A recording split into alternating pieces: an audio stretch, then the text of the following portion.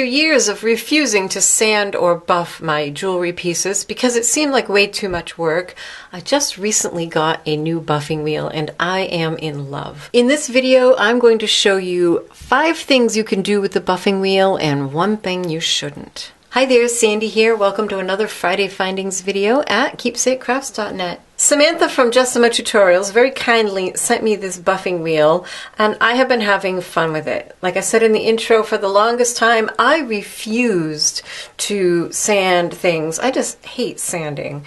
But I'm starting to come around to the wisdom of it and the benefits of it. So as I've been playing with this, I've discovered there's a whole lot more you can do with it than just buff polymer clay. But that's a big thing.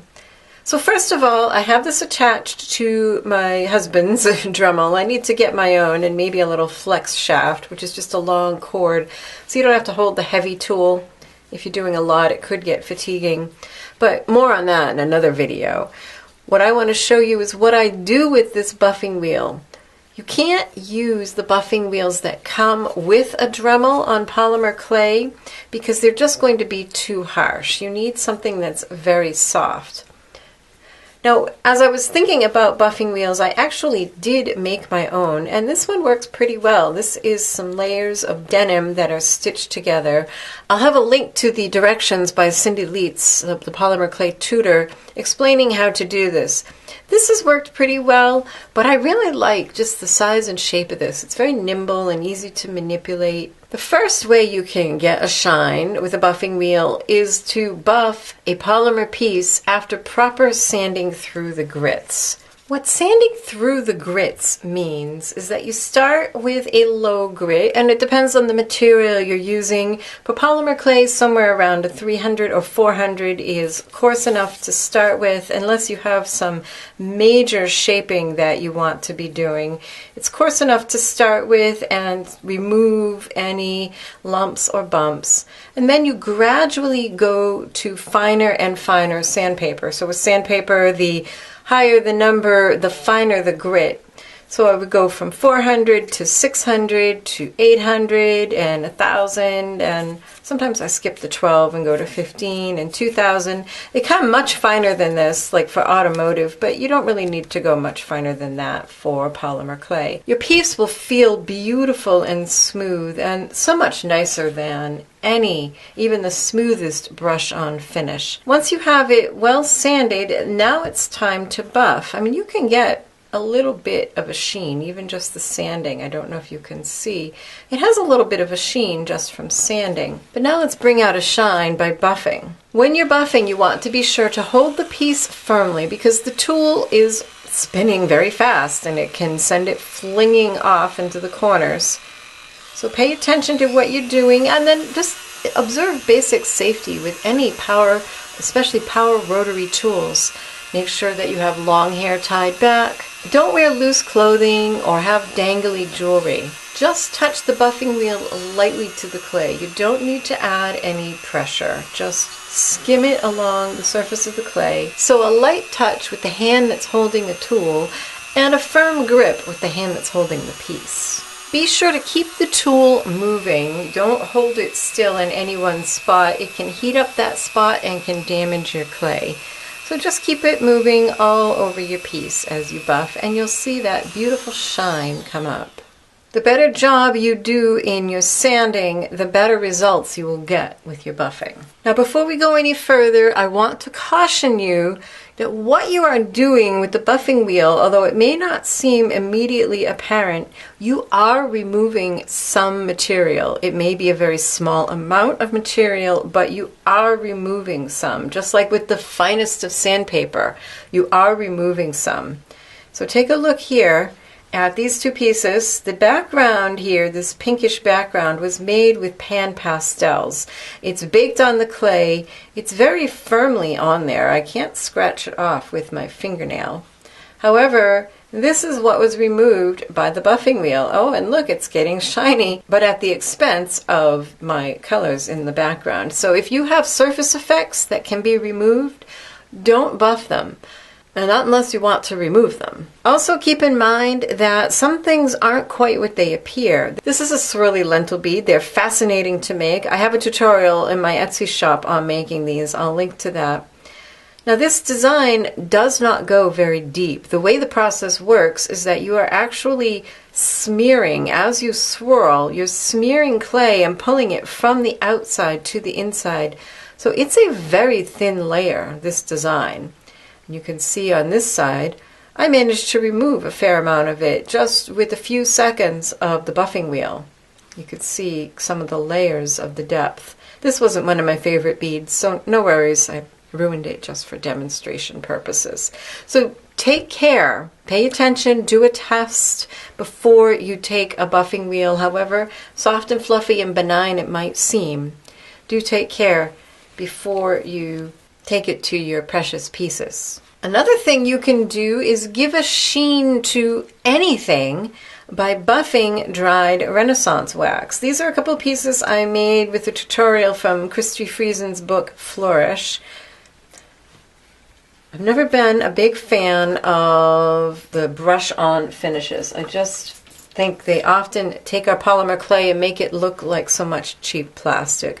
But this, where it's supposed to represent a stained glass window, would be kind of nice to have a little bit of a shine or a sheen to it. So I'm going to use Renaissance wax. Just adds a very thin coating. If you were doing something smooth, you could just take your finger and smooth it on. But where this is lumpy bumpy, and this is great because who wants to sand this? Nobody, not me. I've got a brush with the tiniest amount of the wax on it, and I'm just going to brush it all over. Don't leave chunks and clumps because they won't smooth out on buffing. They'll just end up being these whitish lumps. So get the smallest amount so it's like hardly even visible on your brush. And do kind of keep track of where you've added it because it will dry and then it won't be shiny and you won't be able to tell that you added it already. So kind of pay attention to where you're at. And just add this all over and let it dry. Now the jar says that it's dry instantly. I have found I get better results if I let it dry at least an hour, and often I'll add my wax and leave it overnight and come back the next day. So this won't give us a high finish because I haven't sanded these pieces so they're not smooth. This will give us a really lovely sheen though. This one has been drying overnight. There now, isn't that lovely, that sheen that you get? You'll want to twist and turn your piece and get into like all the different angles and crevices because it has so much dimension to it. And I could come back and do a more thorough job, but can you see the difference between this one and this one, which just has a really pretty subtle sheen? And I did that very quickly, and if I spent another minute or so on it, I would have it completely done. So that's number 2. Use Renaissance wax and buff things, anything, to give a beautiful sheen. Maybe you don't do polymer clay, but you do resin work. These are Nature's Treasures pieces I made, I think in 2016. It's one of my most popular and one of my most controversial videos because there were folks in the comments who said I couldn't do what I did in that I put fresh flowers in resin. And honestly, I didn't do a great job. There's loads of air bubbles, but you can see that the flowers have not rotted in the resin in all these years. However, the molds I used were not ideal for resin work. They didn't have a smooth finish, so they've always been kind of cloudy. I've never done anything with these. After I got my buffing wheel, I wondered if I could polish up my resin and make it shiny again. And here is a piece that I've polished. I think you can see the difference in how beautiful and shiny this one and how this one is, however badly the work is done on the inside, and how cloudy this one is in comparison. But we can quickly change that. Now there are a few things to keep in mind. I have read that some resins do not respond well to buffing, and you definitely want to be sure that you don't overheat your resin because it is a plastic and you can melt it and kind of make a mess of it.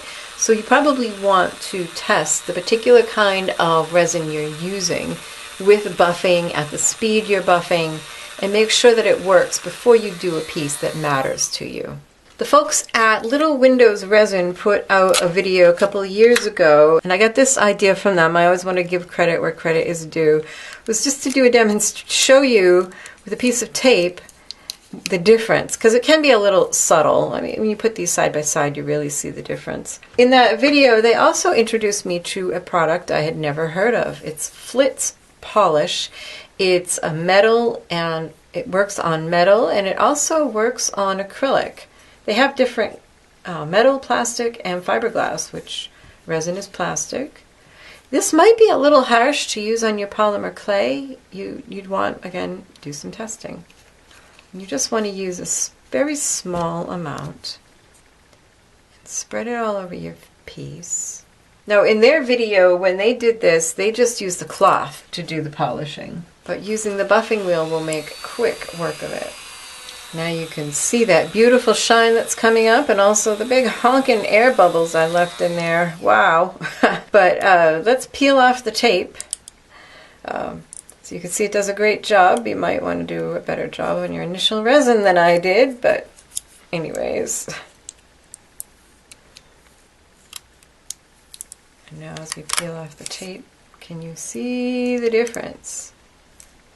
How much more beautifully clear that piece is. So that's number 3. You can shine up resin that's gone cloudy. If you make things with resin, jewelry, keychains, household items, and they get dinged around, they may also go cloudy.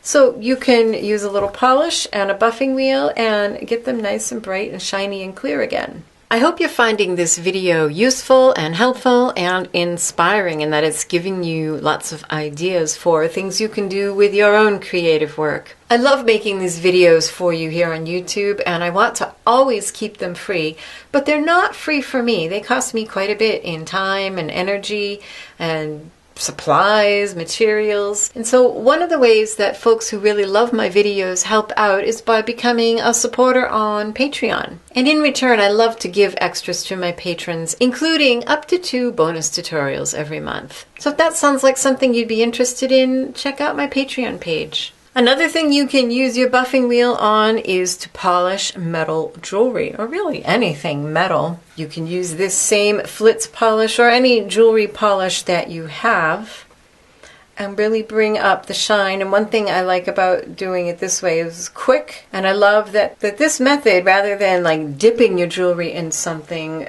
actually preserves the patina that's in the low areas between those finer wires and such, and just brings up the shine. You can really see the difference between these two. You'll need to be a little bit more aggressive with the buffing wheel on the metal, especially if you're removing all this corrosion, and press a little bit harder. Do be careful. Pay attention to where you're at and the shapes that you have. At one point, I found myself with the buffing wheel through this hole sticking out here. And it had started to bend this. I had to fix it. It's still a little wonky. So kind of pay attention to what's going on, but you can use it to polish your metal jewelry. Number 5 is to add a shine to a gemstone that is scuffed. This is a necklace I made with a piece of Mosaic turquoise a while back. I have had this Mosaic turquoise. I bought it at Fire Mountain Gems. I'll have a link to it. It's basically chips and bits of stone that are mixed in with resin and then reformed, reshaped, and polished down to this shape. So it's a lot less expensive than a solid stone. And you can see I started doing a little polishing on this side. This has been in my stash for ages, and it's kind of dull just from banging around and being around other things and being handled and the oils from my skin. So you can polish up your stones that you have. Again, if you have something precious, do a test. Don't start right in on something that you love and will be devastated if it gets destroyed. Test a similar piece. Or you might even ask the manufacturers if it's okay to buff. Not everything is going to be. But I have done this before on this particular material. Like I said, it's a combination of resin and stone, so I know this is going to work. And there, that didn't take long, and what an amazing difference. Super easy to do. So there you go. 5 things to do with the buffing wheel and 1 thing not to do.